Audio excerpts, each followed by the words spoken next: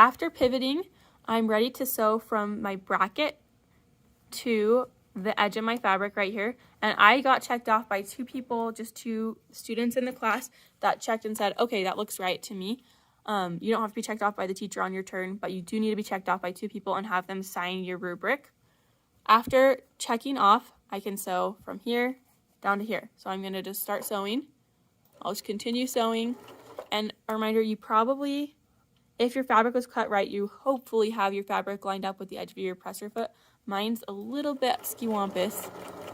So I'm just going to sew, and I'm going to try and get back to where the edge of my presser foot is lined up with my fabric as fast as I can, but this corner was just a little crazy.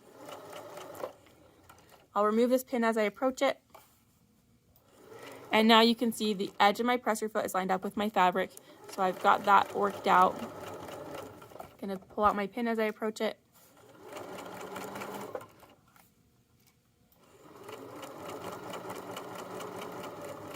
And I'm going to back stitch as I get to this end, so I'll sew to the very end, and then I'm going to hit my reverse button, go back 1, 2, 3, and then I'll go forward 1, 2, 3.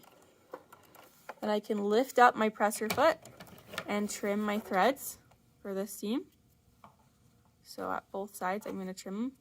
After trimming my threads, I'm done with this second seam where I started up here, back stitch, came all the way down here, put my needle in the fabric, turned, and then I sewed to the edge. So I've sewn the basic part of my bag, and if I turn it like this, I see my right side, not my wrong side, and I have a little bag.